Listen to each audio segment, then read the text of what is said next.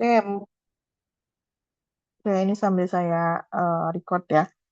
Oke, untuk periode setelah periode klasik yang akan saya bahas hari ini adalah periode kritik, yaitu periodenya dua tokoh estetika, namanya Alexander Baumgarten dengan Immanuel Kant. Tapi di materi hari ini akan saya jelaskan terlebih dahulu untuk periodenya Alexander Gottlieb Baumgarten. Oke, jadi periode kritik itu dimulai sejak Alexander Baumgarten sampai dengan wafatnya Immanuel Kant. Nah, periode ini ditandai dengan fenomena berubahnya perspektif filsafat keindahan atau estetika dari objektivisme ke subjektivisme. Ada yang masih ingat objektivisme itu apa?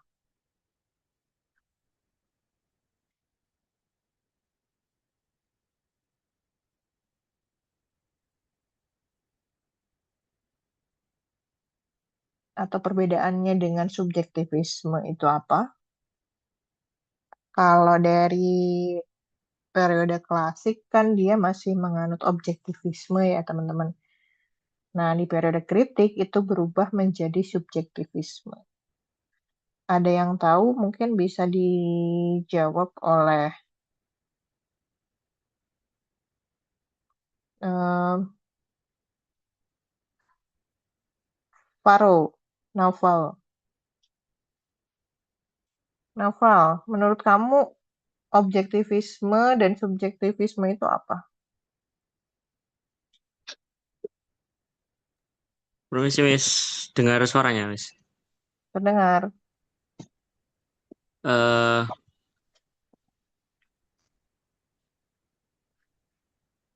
Kalau menurut saya itu objektivisme itu pandangan realistis gitu, Miss. Kayak apa ya? Kayak ada nilai secara independen dari pikiran manusia gitu, Miss. Yang ya, intinya kayak pandangan yang realistis, Miss. Kalau Oke, untuk kalau untuk subjektif itu fokus pandangan yang fokus pada subjek atau individu tertentu, Miss. Iya, Miss, oke, benar. Menurut oke. pendapat saya. Berarti pada pikiran individunya gitu ya, kalau subjektif ya. Iya, Miss. Oke, terima kasih Faro atas penjelasannya ya.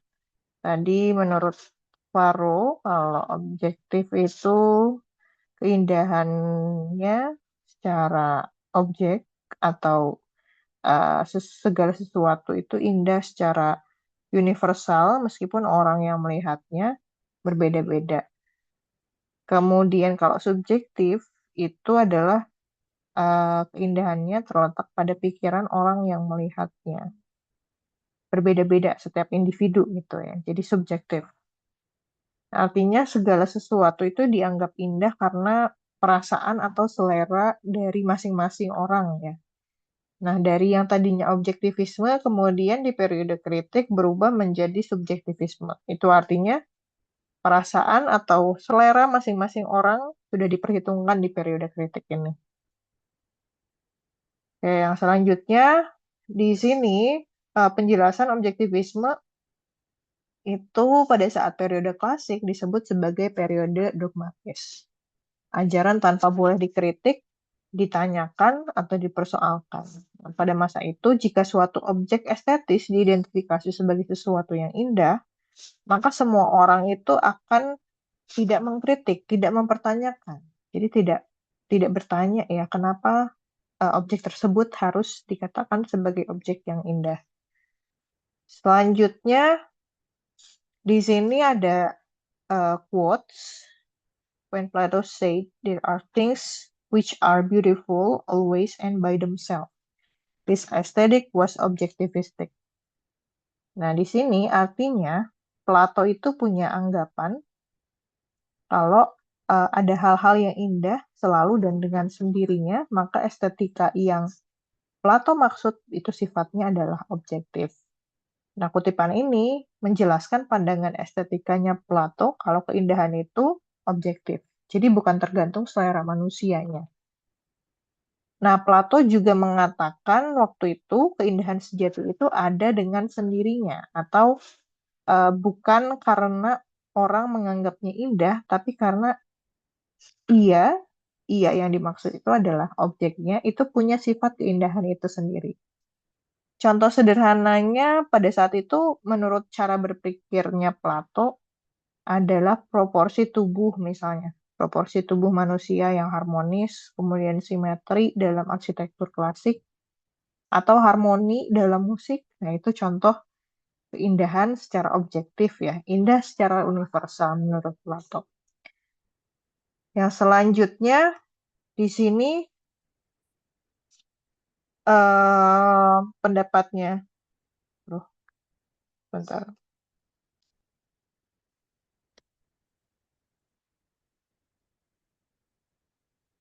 Oke, pendapatnya Plato, dia berpendapat kalau keindahan sejati itu ada di dunia idea atau eh, dunia yang lebih tinggi atau realitas yang lebih tinggi dan abadi. Nah, dengan kata lain, dalam estetika objektivistiknya Plato, sesuatu itu bisa dianggap indah bukan karena kita menganggapnya demikian, tapi karena sifat keindahan yang ada secara independen dari kita. Ini secara objektivistiknya Plato. Nah, kemudian ada quotes lagi terkait dengan subjektivistik. Di sini quotes-nya mengatakan kalau beauty of things exists merely in the mind which contemplates them. His aesthetic was subjectivistic. Yang artinya, kutipan ini menjelaskan pandangan estetika subjektivisme, yaitu keindahan itu tidak ada pada objeknya, tapi ada pada pikiran atau perasaan orang yang melihatnya. Sesuatu yang dianggap indah karena seseorang itu merasakannya indah, bukan karena objek itu punya sifat indah secara universal. Nah, ini yang dapat dikatakan estetikanya adalah subjektif ya. Dibandingkan yang tadi, quotes-nya itu berpendapat kalau Plato menganggap keindahan itu secara objektif. Contoh sederhana dari keindahan secara subjektif, misalnya ada orang yang menganggap lukisan abstraknya Piet Mondrian itu indah. Tapi mungkin bagi kita bisa aja ada yang menganggapnya itu lukisan biasa ya, lukisan yang hanya menggunakan tiga warna primer, terus dikasih garis hitam gitu ya. Kemudian ada juga yang mungkin suka musik-musik keras, seperti musik rock atau musik metal bahkan ya. Ada juga yang menganggap kalau musik metal itu berisik. Nah, itu contoh dari subjektif ya. Jadi keindahan itu dianggap sebagai pikiran, ada pada pikiran atau perasaan orang yang melihat atau mendengar atau merasakannya. Kayak ini penjelasannya. Jadi dalam estetika subjektivistik, keindahan itu tidak bersifat absolut atau secara universal, tapi bergantung pada pengalaman, perasaan, dan juga persepsi individu. Artinya, sesuatu dianggap indah itu bukan karena punya sifat keindahan yang melekat, tapi karena seseorang merasakan atau menganggapnya indah. Nah, dengan kata lain, keindahan itu bukanlah kualitas yang ada secara objektif dalam suatu benda, melainkan sesuatu yang muncul dari cara manusia melihat dan juga menginterpretasikannya. Oke, sampai sini berarti teman-teman sudah paham ya arti atau perbedaan antara objektif dan juga subjektif. Selanjutnya, di sini apakah yang dianggap objektif ketika periode klasik? Bukan periode kritik ya, tapi periode klasik pada saat periodenya Socrates, Plato, dan juga Aristoteles. Nah, pada saat itu, filsafat keindahan atau estetika adalah tentang segala sesuatu yang indah dan juga menyenangkan menurut Socrates. Kemudian, di era periode kritik, yaitu periode Alexander Baumgarten sampai dengan wafatnya Immanuel Kant, subjektivitas adalah kesadaran diri manusia sebagai pusat realitas. Jadi berubah dari objektivitas ke subjektivitas. Manusia, menurut periode kritik adalah subjektum parameter, yaitu pusat segala realitas. Di sini ada seorang filsuf yang mengukuhkannya, yaitu René Descartes, melalui pernyataannya. Mungkin teman-teman pernah mendengar quotes cogito ergo sum. Saya berpikir, maka saya ada. Nah, ini adalah quotes yang cukup populer ya, quotes ini. Yaitu saya berpikir, maka saya ada. Di sini dijelaskan oleh eh, René Descartes kalau ia menempatkan manusia itu sebagai pusat pengetahuan. Artinya, yang paling pasti bukan dunia luar, tapi kesadaran dari manusia itu sendiri. Nah, ini membuat filsafat itu mulai berfokusnya itu pada manusia. Nah, kemudian untuk makna filosofisnya, pernyataan eh, cogito ergo sum ini menegaskan kalau kesadaran diri manusia adalah dasar dari pengetahuan. Manusia itu jadi subjek utama dalam memahami realitas. Nah, inilah kemudian mendorong munculnya pandangan subjektivisme dalam filsafat. Jadi karena si René Descartes ini kemudian ada terdorong munculnya pandangan subjektivisme. Nah, untuk penjelasan yang sederhananya, hal yang paling pasti dalam hidup adalah bahwa kita sedang berpikir. Nah, jika berpikir, maka kita itu berarti ada gitu. Kita eksis ketika kita berpikir. Ya, itu terkait dengan cogito ergo sum. Yang selanjutnya adalah terkait dengan Alexander Gottlieb Baumgarten. Karena rumah saya dekat kereta, jadi ada rel kereta maksudnya. Jadi ada suara kereta. Oke, yang selanjutnya adalah tokoh periode kritik yang pertama, yaitu Alexander Gottlieb Baumgarten. Jadi ia itu dikenal sebagai penemu istilah estetika. Jadi pada saat eh, sebelum periode kritik atau periode klasik, istilah yang dipakai untuk keindahan itu adalah filsafat keindahan. Nah, untuk Baumgarten ini dia lahir di Berlin, di Jerman, pada tahun 1714 sampai 1762 Masehi. Dia adalah filsuf Jerman yang dikenal sebagai pencetus istilah aesthetika atau estetika dalam pengertian secara filosofis. Nah, Baumgarten ini dianggap sebagai pendiri disiplin estetika modern yang kemudian berkembang dalam filsafat seni dan juga keindahan. Bagi Baumgarten, kata estetika itu dipilih untuk memberikan tekanan kepada pengalaman seni atau experience sebagai sarana untuk mengetahui setelah melakukan pengamatan dan juga perangsangan indera terhadap karya seni. Oke, di sini ada karya terkenalnya, yaitu dia membuat sebuah buku judulnya Estetika. Jadi Baumgarten ini berpendapat kalau estetika itu terdiri atas sebuah sains tentang ilmu atau tentang pengenalan indrawi. Nah, pengetahuan ini terkait dengan pengenalan indrawi ini bukan seperti yang diyakini oleh Spinoza dan juga Leibniz, di mana Spinoza dan juga Leibniz itu memandang kalau pengetahuan indrawi yang berasal dari panca indera itu dianggap rendah. Pengetahuan yang paling benar menurut mereka dan yang paling tinggi adalah pengetahuan rasional atau logis, yaitu melalui akal. Nah, pengetahuan estetis menunjukkan kesempurnaannya sendiri. Di abad ke-18, bagi Alexander Baumgarten, tugas estetika adalah menerjemahkan berbagai macam pengalaman indrawi yang kabur menjadi sebuah imajinasi konseptual yang lebih jelas dan juga lebih jernih. Nah, Baumgarten itu eh, memiliki pendapat yang berbeda dengan Spinoza dan juga Leibniz. Ia tidak setuju dengan anggapan kalau panca indera atau pengenalan indrawi itu lebih rendah daripada pengetahuan logis. Menurut Baumgarten, pengetahuan indrawi itu punya nilai dan juga sistemnya sendiri. Nah, justru dari pengalaman secara indrawi lah lahir estetika sebagai ilmu tentang pengetahuan melalui indera. Bisa seni, keindahan, dan juga pengalaman estetis.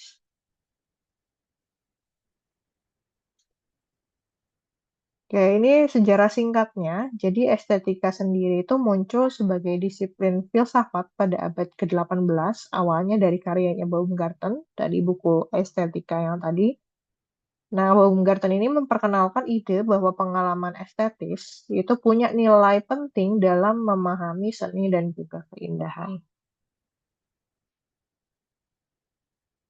Pentingnya estetika itu apa? Yang pertama, estetika itu punya peranan utama dalam seni. Kemudian yang kedua mempengaruhi cara karya seni dinilai dan juga diinterpretasikan. Pemahaman estetika itu bisa membantu penikmat seni untuk mengapresiasi karya dengan lebih mendalam dan juga lebih kritis. Oke, saya ambil contoh karyanya Yayoi Kusama. Jadi Yayoi Kusama itu adalah salah satu seniman kontemporer di Jepang. Ada yang pernah melihat karyanya, teman-teman? Karyanya khas sekali ya, dia sering banget pakai dots atau titik-titik atau polka dot. Ada yang pernah lihat nggak? Pernah, Pernah di mana Tania lihatnya? misalnya lihat di, kalau nggak salah sempat lihat di TV, Miss, katanya dia suka collab sama brand-brand besar gitu, brand luxury gitu. Oke. Oke, berarti pernah lihat sebelumnya ya. Menurut Saya juga Tania, pernah. eh, karyanya Yayoi Kusama ini estetis nggak? I think it's estetis karena apa ya? Karena dot yang dia bikin tuh tergantung mengikuti polanya, dan mungkin kalau polanya bagus ya hasilnya menurut saya estetis sih, Miss. Kayak unik aja polanya. Oke, polanya unik ya. Oke, ada yang lain yang mau berpendapat? Pendapat terkait dengan karyanya Yayoi Kusama? Ada yang pernah Saya, lihat? saya Miss, Oke, Arina. kayaknya eh karyanya Yayoi Kusama ini pernah diekshibit di Museum Macan di Jakarta. Mm-mm. Terus eh kamu ke sana? Lupa Miss, kayaknya saya pernah beberapa kali ke Museum Macan kan, tapi kayaknya saya pernah lihat deh. Oke. Terus apa yang kamu pikirkan? Atau apakah karyanya Yayoi Kusama ini estetis atau enggak menurut Arina? Menurut saya karyanya dia tuh eh, estetis, tapi kalau menurut persepsi saya sendiri tergantung warnanya. Kalau misal titik-titiknya terlalu kecil, terus warnanya kuning dan warna hitam kayak di foto, menurut saya kurang estetis. Tapi mungkin kalau warnanya lebih pastel gitu, saya lebih bisa menganggap bahwa itu estetis sih, Miss. Oke, berarti tergantung warnanya gitu ya. Iya, Oke. Oke, thank you Arina atas pendapatnya. Ada yang lain yang mau berpendapat terkait dengan karyanya Yayoi Kusama ini? Saya, Miss, Oke, Talita, gimana? menurut saya sebenarnya kurang estetis. Eh, Soalnya kayak apa ya? Itu kan dia ini kan main Polkadot lah ya. Dan Mm-mm. very ya udah gitu loh. Oh, kayak biasa gitu ya. Iya, kayak sangat amat biasa kayak ya udah juga. Soalnya kan di mall deket rumah saya itu kan ada display ini kayak bener-bener patung yang ada di gambar Miss ini kan. Mm-mm. Dan itu tuh kayak kalau walaupun deket aja tuh juga ya udah banget gitu. Oke, nggak ada istimewanya berarti menurut Talita ya. Iya, kayak gak ada istimewanya, jujur. Cuman mungkin orang ngelihat estetisnya di bagian ini kali ya, kayak the effort that was put into it. Oke, oke, thank you Talita atas pendapatnya. Oke, tadi ada yang bilang ini estetis, unik, ada juga yang bilang biasa aja gitu loh ternyata karyanya. Ini hanya segumpalan polkadot, terus ya udah dia tempelkan di objek labu ini gitu ya. Em, Tadi Arina mengatakan kalau si Yayoi Kusama ini pernah apa pernah exhibition juga di Museum Macan. Jadi di tahun berapa ya saya lupa 2017 itu saya ke Museum Macan 2017 atau 2018 awal saya lupa. Saya ke Museum Macan dan em, apa kebetulan Yayoi Kusama ini adalah salah satu artisnya pada saat itu. Nah, karyanya ini itu pernah saya lihat yang ini terus ada juga yang nempel-nempelin stiker berbentuk polkadot gitu di sebuah ruangan. Nanti coba kita lihat ya karyanya Yayoi Kusama yang lain. Mungkin ada yang beranggapan estetis, ada juga yang beranggapan tidak estetis. Nah, itu tadi berarti em, contoh dari subjektivisme ya. Ada yang bilang ini biasa aja, ada juga yang bilang nggak biasa. Nah, ini salah satu karyanya Yayoi Kusama, yaitu Obliteration Room. Saya juga pernah ke Museum Macan dan nempelin stiker stiker-stiker warna-warni gitu di sebuah ruangan kosong sebetulnya. Ruangannya itu dicat putih, jadi semua barangnya dicat putih dan kita sebagai pengunjungnya itu bisa langsung nempelin stikernya, bebas dimanapun. Even kalau misalnya mau di atas pun nggak masalah. Coba kita lihat ya videonya.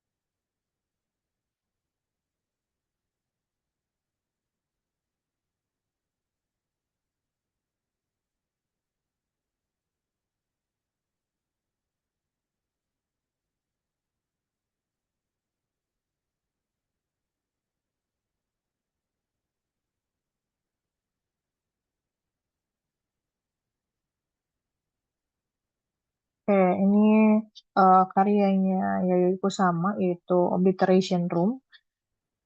Di mana sebetulnya Yayoi Kusama ini dia itu punya penyakit mental sebetulnya. Jadi dia tuh saya lupa penyakit mentalnya apa. Kalau nggak salah skizofrenik gitu kalau nggak salah ya.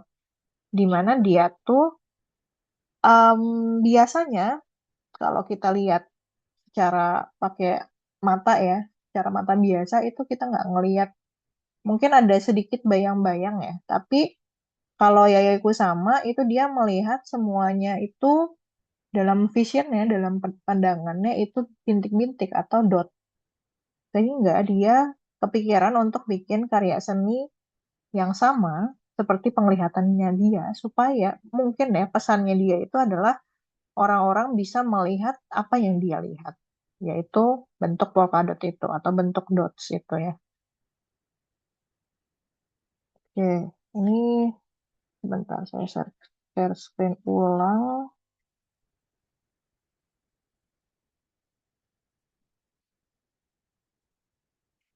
Ada yang tahu fobia bintik-bintik itu apa namanya, guys?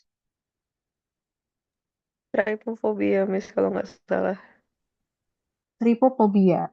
Oke, mungkin kalau orang yang mengidap fobia itu nggak suka ya sama karyanya Yayoi Kusama ini ya. Mungkin bisa jadi dia malah takut ya, ketakutan ketika lihat karya seninya Yayoi Kusama. Oke, yang selanjutnya, peran indera dalam estetika. Tadi disebutkan sama Baumgarten ya, kalau estetika itu terkait dengan pengalaman indrawi. Nah, indera itu punya peranan penting dalam estetika karena seluruh pengalaman keindahan itu bergantung pada persepsi yang dihasilkan oleh indera kita.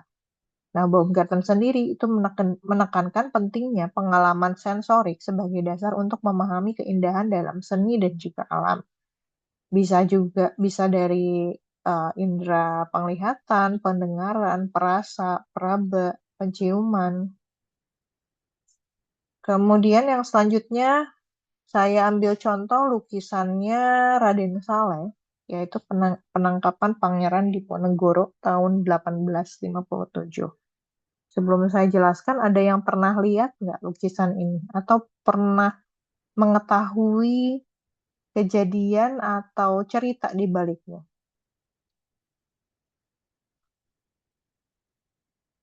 Ada yang pernah tahu? Saya, Miss. Oke, Arina. Saya taunya, maksudnya yang bener-bener tahu lukisan ini tuh dari film yang Mencuri Raden Saleh itu, Miss, yang dimainin sama Iqbal itu. Oh, oke. Oke. Gimana menurut Arina karyanya ini? eh Menurut saya sih karyanya tuh estetis ya. Terus memang karyanya itu valuable banget gara-gara pelukisnya itu kan kayaknya tuh pokoknya pelukis yang penting banget gitu dan pendidikannya tuh udah kemana-mana juga. Jadi makanya eh Raden Saleh ini lukisan yang sangat dilindungi gitulah maksudnya. Jadi ya gitu sih, Miss. Oh, makanya dicuri gitu ya. Ya, Oke, deserve untuk pengen dicuri. deserve untuk pengen dicuri. Oke, thank you Arina. Ada lagi yang mau berpendapat terkait dengan lukisannya Raden Saleh, khususnya lukisan penangkapan Pangeran Diponegoro ya. Ada lagi kah? Yang pernah lihat atau pernah mendengar?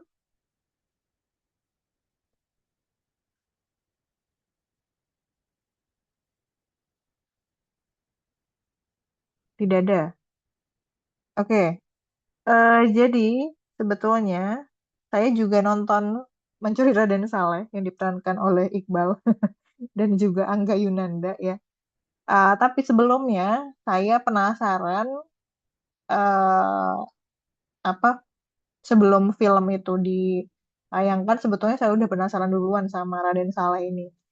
Jadi sebetulnya Raden Saleh ini dia bikin lukisan penangkapan Pangeran Diponegoro itu untuk menggambarkan penangkapan Pangeran Diponegoro oleh pasukan kolonial Belanda. Di sini kelihatan ada beberapa pribumi ya, pribumi dan juga ada Londo atau Belanda ya, kolonial Belanda. Nah, ceritanya jadi lukisan ini tuh untuk membalas dan juga mengkritik lukisan dari salah satu pelukis dari Belanda. Jadi awalnya sebelum ada lukisan ini, ada lukisan penangkapan Pangeran Diponegoro yang lain, tapi dalam perspektif yang berbeda. Nah, di sini kita bisa lihat kalau Raden Salehnya itu kelihatan dia sedang mendongak ke arah si Londo ini ya. Nah, Belanda di sini digambarkan lebih besar kepalanya dibandingkan dengan para pribumi. Ini dapat menggambarkan atau arti konotasinya adalah kalau Belanda ini adalah orang yang egois, mungkin ya, orang yang egois, kemudian orang yang punya power dan lain sebagainya. Sedangkan di lukisan pertama yang dibuat oleh pelukis Belanda itu, saya lupa nama pelukisnya siapa, Raden Saleh di situ digambarkan dia tidak menantang seperti ini ya gesturnya, tapi dia menunduk dan juga pasrah.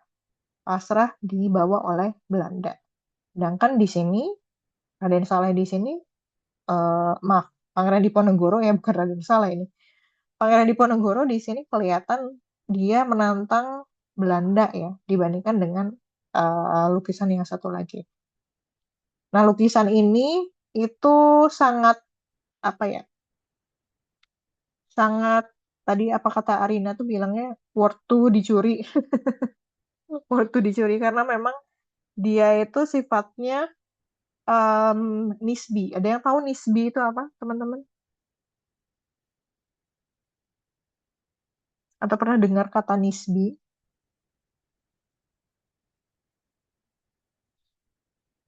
Nisbi itu abstrak ya. Jadi nisbi itu tidak absolut. Di sini nisbi itu digambarkan dengan salah satunya ya. Salah satunya adalah dengan langit-langitnya. Di sini kita tidak bisa mengetahui kapan apa namanya waktunya kapan karena di sini nggak kelihatan. Ini bisa pagi, bisa juga sore, atau bisa juga siang-siang ya karena tidak ada detail waktunya. Berarti dia abstrak atau nisbi di sini. Oke, dan kaitannya dengan subjektivisme adalah eh dari lukisannya Raden Saleh ini,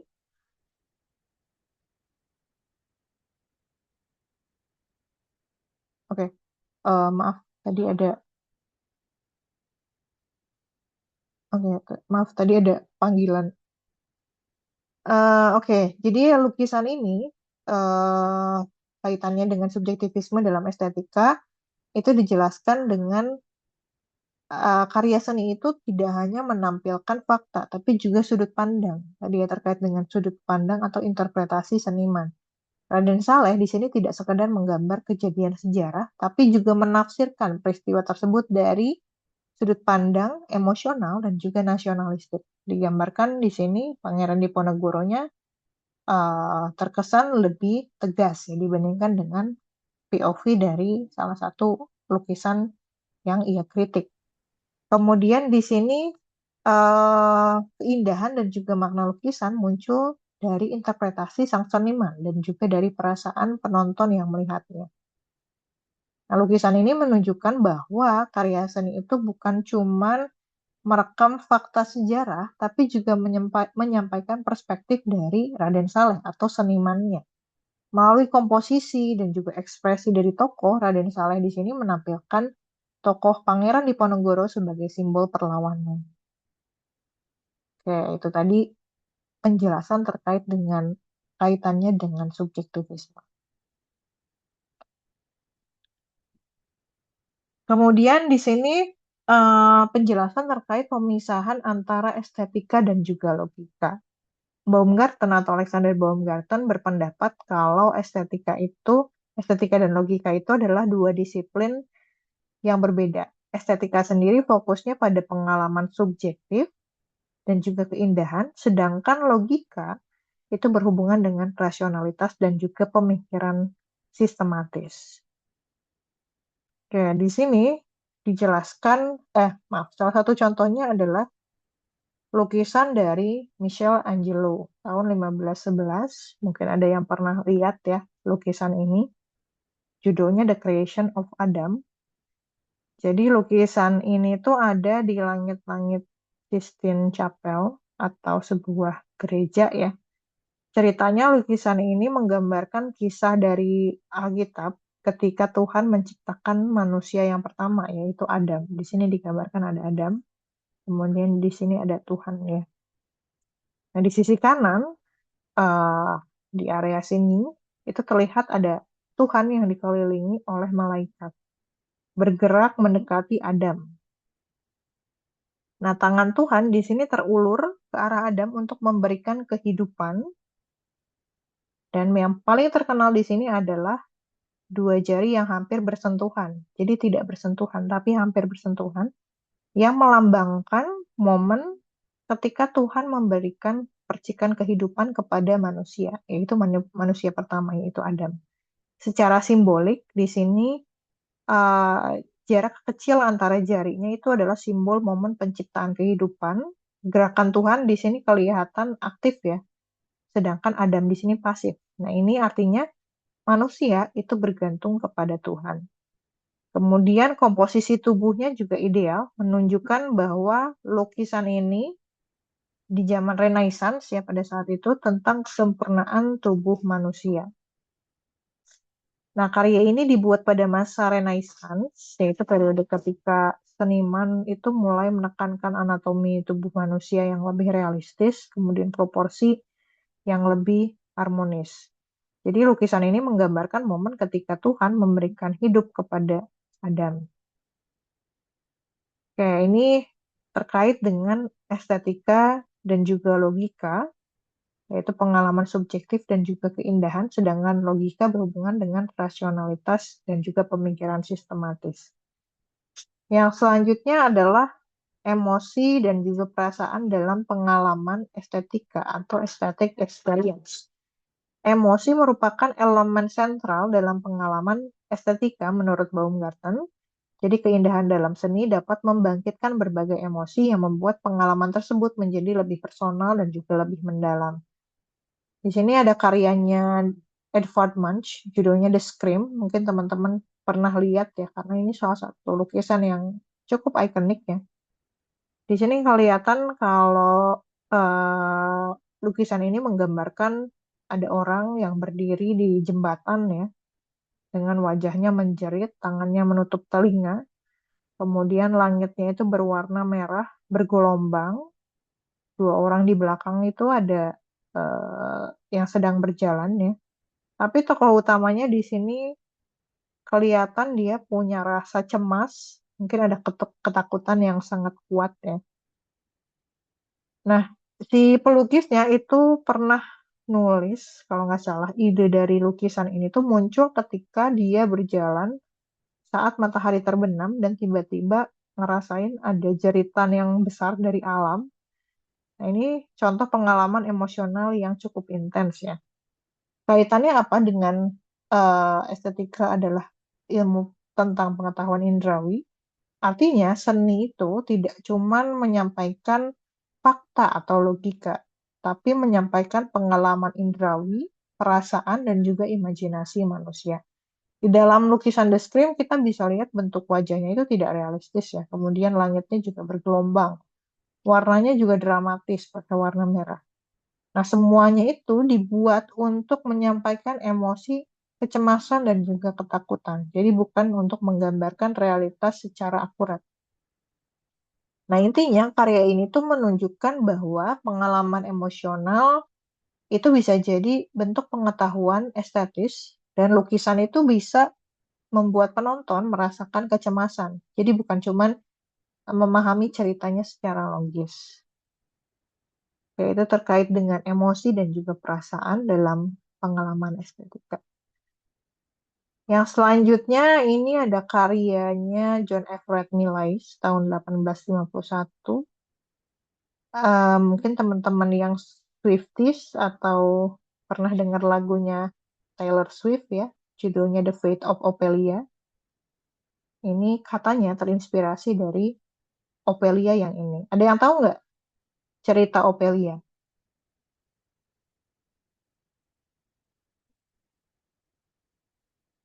Atau baru tahu? Oke, Talita. Seingat aku ya, Miss, itu tuh dia itu ket- eh, ketarik bajunya ke danau gitu. Habis itu dia kayak nggak bisa. Aku seingat aku tuh dia nggak bisa apa ya? Nggak bisa narik diri dia sendiri lagi ke atas gitu. Dan akhirnya tuh ini dia kayak tenggelam gitu. Oke, terima kasih, Talita. Ini berdasarkan lagunya Taylor Swift atau gimana? No, berdasarkan karyanya Shakespeare.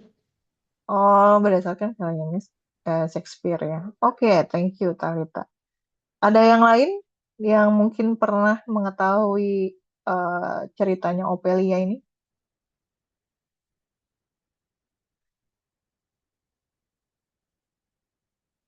Oke, jadi Ophelia ini tuh terinspirasi dari tokoh Ophelia sebetulnya di dalam drama Hamlet oleh Shakespeare ya.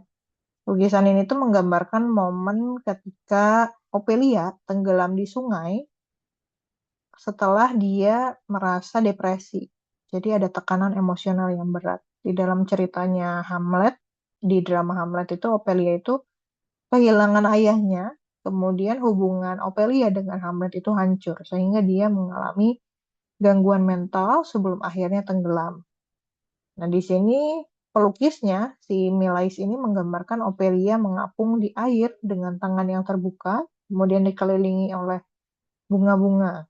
Ekspresinya kelihatannya tenang ya, tapi sebetulnya situasinya itu adalah tragis karena dia sedang menuju kematian akibat depresi. Nah, kaitannya apa dengan pengalaman indrawi menurut Baumgarten? Eh, pada lukisan ini, detail yang kita lihat itu sangat realistis ya. Bahkan kita mungkin bisa menganggap ini sebagai sebuah foto, padahal ini adalah sebuah lukisan. Kemudian warna dan juga komposisinya itu menciptakan suasana tenang, tapi sebenarnya adalah tragis. Penonton tidak hanya memahami cerita, tapi juga merasakan kesedihan dan juga keheningan situasi tersebut. Kita bisa lihat ini indah ya, ini estetis. Tapi sebetulnya ini adalah kejadian tragis. Nah, karya ini tuh memberikan pengalaman estetis melalui indera, melalui kita bisa melihat warna, tekstur, alam, dan juga ekspresi tokoh yang kemudian dimunculkan emosi dalam diri kita sebagai penonton. Oke, ini salah satu contoh bagaimana seni dapat menyampaikan pengalaman emosional melalui pengalaman indrawi. Yang selanjutnya adalah teori estetikanya Baumgarten itu mendefinisikan estetika sebagai ilmu yang mengkaji pengetahuan mengenai keindahan dan juga pengalaman indrawi. Jadi fungsinya itu tidak hanya untuk menciptakan karya seni, tapi juga untuk menangkap dan juga menganalisis pengalaman estetis yang dialami oleh individu. Oke, di sini saya ambil contoh karyanya Da Vinci dengan judul Mona Lisa. Ini pasti teman-teman semua pernah lihat ya. Ada yang tahu nggak kenapa Mona Lisa ini bisa terkenal? Karena pernah dicuri, Miss. Karena pernah dicuri. Kayaknya mungkin di sejarah desain pernah dijelaskan ya. Apakah pernah dijelaskan oleh Pak Tri karya Mona Lisa ini? Atau Talita tahu nggak Mona Lisa ini siapa? Kenapa, Miss? Maaf, Miss, nggak kedengeran. Kamu tahu nggak karya Mona Lisa ini itu siapa atau terinspirasi dari mana? Jujur enggak, Miss. Miss, saya Oke, izin jawab. oke, silakan Arina.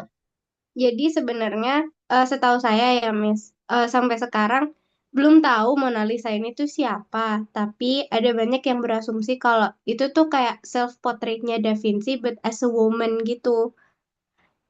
Terus kayaknya tuh lukisan ini juga famous gara-gara Da Vinci itu pakai teknik yang namanya sfumato, jadi kayak foggy foggy gimana gitu. Dan itu tuh diterapkan di Mona Lisa, terus di apa ya? Terus bisa bisa dibilang kayak pelukis-pelukis lain juga belajar dari karya ini gitu. Oke, terima kasih Arina atas penjelasannya ya. Oke, jadi memang betul Mona Lisa ini masih belum ada yang tahu sampai sekarang Mona Lisa ini siapa, apakah tokoh fiktif atau kebanyakan sih banyak asumsi yang berpendapat atau banyak teori-teori konspirasi ya kalau Mona Lisa ini adalah sosok Da Vinci tapi versi female versionnya dia gitu. Ada juga yang beranggapan kalau Mona Lisa ini transgender lah dan sebagainya. Banyak sekali konspirasi terkait Mona Lisa ini.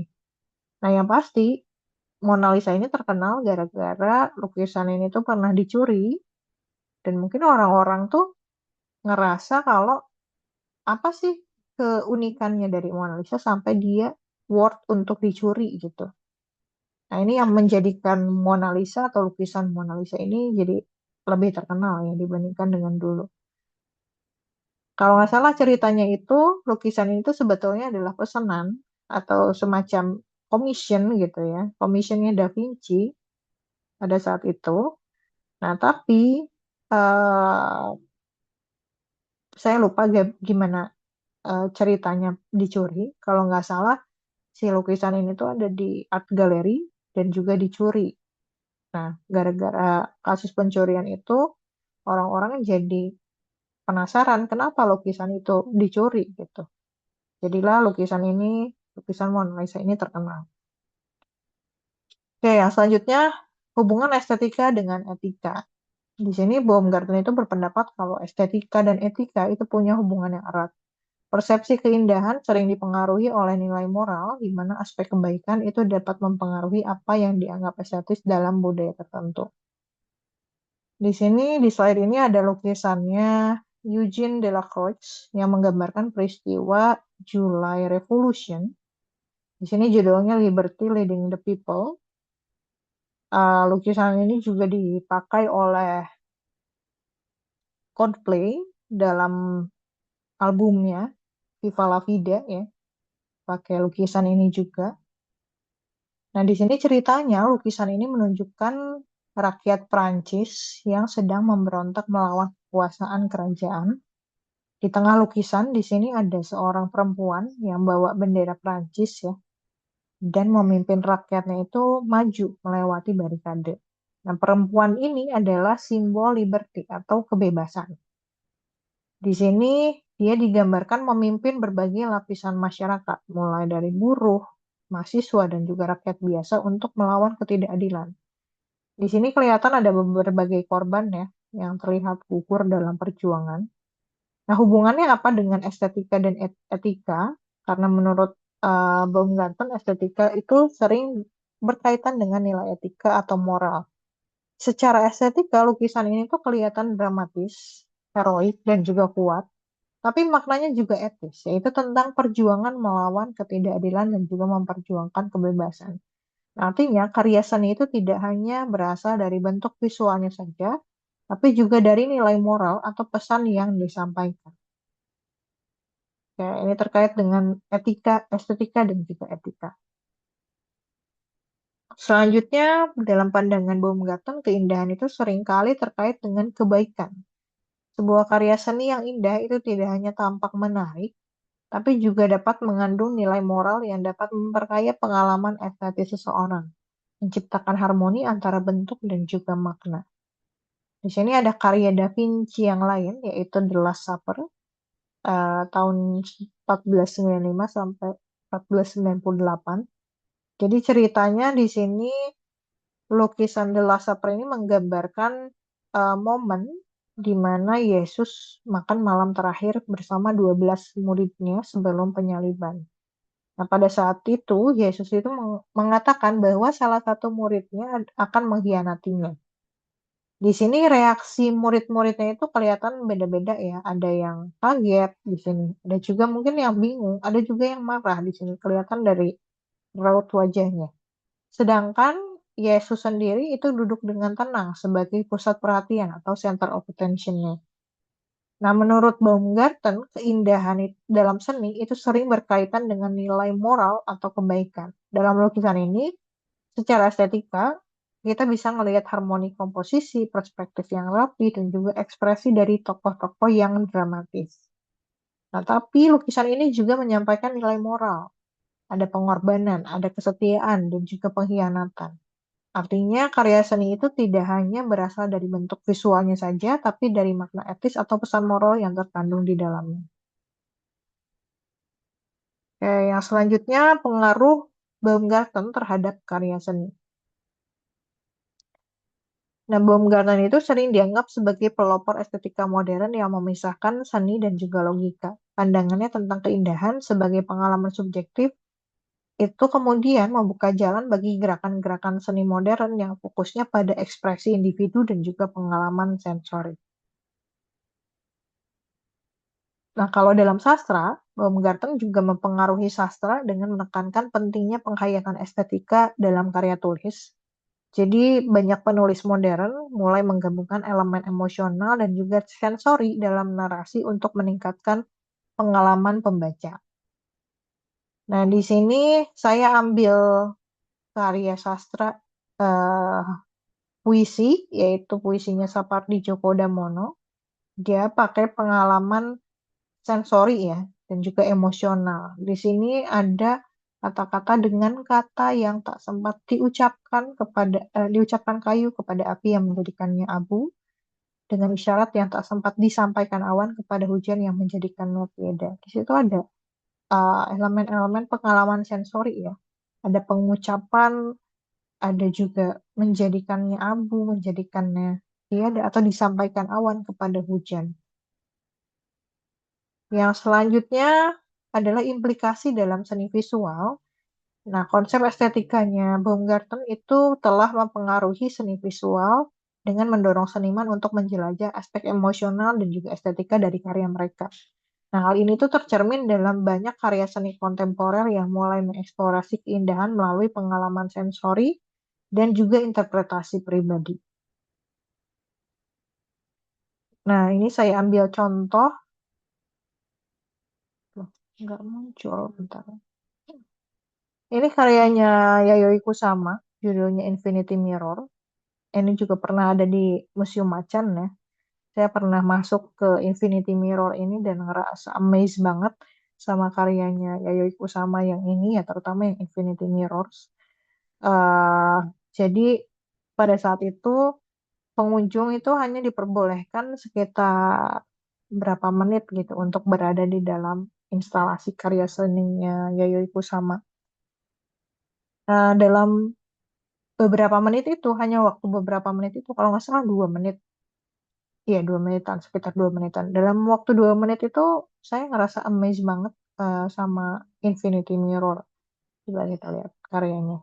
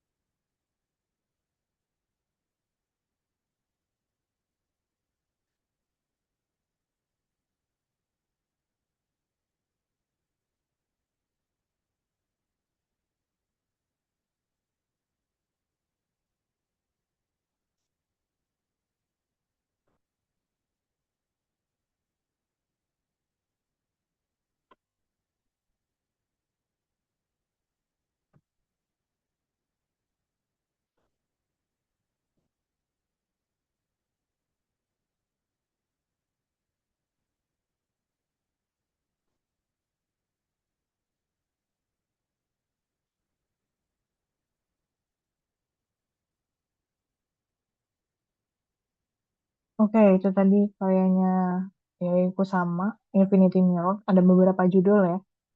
eh jadi Infinity Mirror ini pakai cermin ya, kemudian pakai cahaya kebanyakan, dan juga pakai sebuah ruang untuk menciptakan ilusi ruang yang tampaknya itu infinity atau nggak ada ujungnya. Bentar, saya stop share dulu. eh nah, kalau secara estetikanya Baumgarten ya, estetika itu kan adalah pengetahuan melalui sensory knowledge atau pengetahuan indera ya.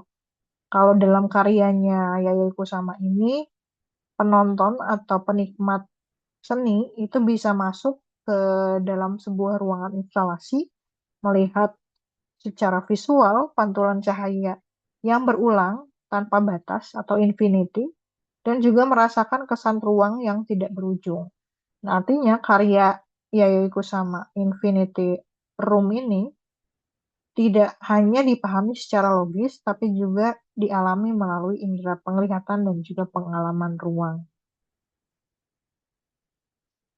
Benar, saya share screen ulang.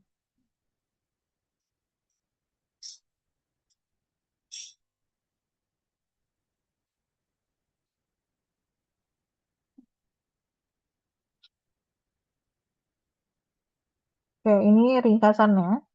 Jadi Baumgarten itu mendefinisikan estetika sebagai studi tentang keindahan dan juga seni, menekankan pentingnya sensasi indera dalam pemahaman manusia, dan berargumen kalau seni itu tidak hanya berfungsi sebagai sarana pengetahuan, tapi juga sebagai cara untuk merasakan dan juga mengalami dunia. Nah, relevansinya apa di zaman modern? Di era modern, pemikiran estetikanya Baumgarten itu tetap relevan terkait dengan perkembangan seni kontemporer yang mengintegrasikan pengalaman secara emosional. Jadi estetika itu tidak hanya terbatas pada seni visual, tapi juga mencakup media baru dan juga pengalaman interaktif. Contohnya karyanya Yayoi Kusama tadi ya. Kesimpulannya, di periode kritik dalam estetika itu menandai perubahan cara pandang tentang keindahan dari objektivisme menuju ke subjektivisme. Jika pada periode klasik keindahan itu dianggap sebagai sifat yang melekat pada objek, maka di periode kritik ini keindahan itu mulai dipahami sebagai sesuatu yang berkaitan dengan pengalaman manusia. Di sini Baumgarten itu memperkenalkan estetika sebagai ilmu tentang pengalaman indrawi, yaitu cara manusia memahami keindahan melalui persepsi, melalui emosi, dan juga imajinasi. Baumgarten menekankan bahwa pengetahuan estetis itu punya nilai dan juga otonomi sendiri, tidak lebih rendah dari pengetahuan secara logis. Dengan demikian, seni itu tidak hanya dipahami melalui logika atau rasionalitas, tapi melalui pengalaman sensorik, melalui emosi, dan juga interpretasi setiap individu. Pemikiran ini kemudian membuka jalan bagi perkembangan estetika modern dan juga seni yang menekankan ekspresi subjektif serta pengalaman manusia. Oke, eh di sini ada statement dari saya sendiri. Logika menjelaskan dunia, tapi estetika membuat kita merasakannya. Oke, terima kasih banyak teman-teman yang sudah um, join Zoom hari ini. Apakah ada pertanyaan?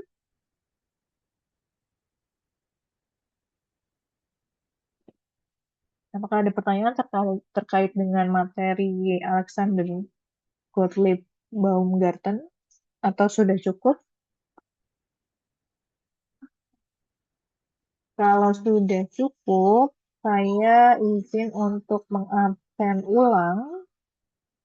Jadi bagi teman-teman yang baru hadir tadi pas saya absen ternyata belum hadir, saya infokan kembali kalau kelas estetika secara online itu biasanya saya mengabsennya di awal dan juga di akhir perkuliahan, supaya saya mengetahui siapa-siapa saja yang masih hadir dan juga masih stay di dalam Zoom ya. Oke, saya absen ulang. Noval Alvaro hadir. Hadir, Bu. Oke, Anindya Kirana, Hadir, Bu. Benedikta, Hadir, Bu. Celia, Hadir, Bu. Kaiser, Hadir, Bu. Caya. Hadir, Bu. Oke, nah ini Caya baru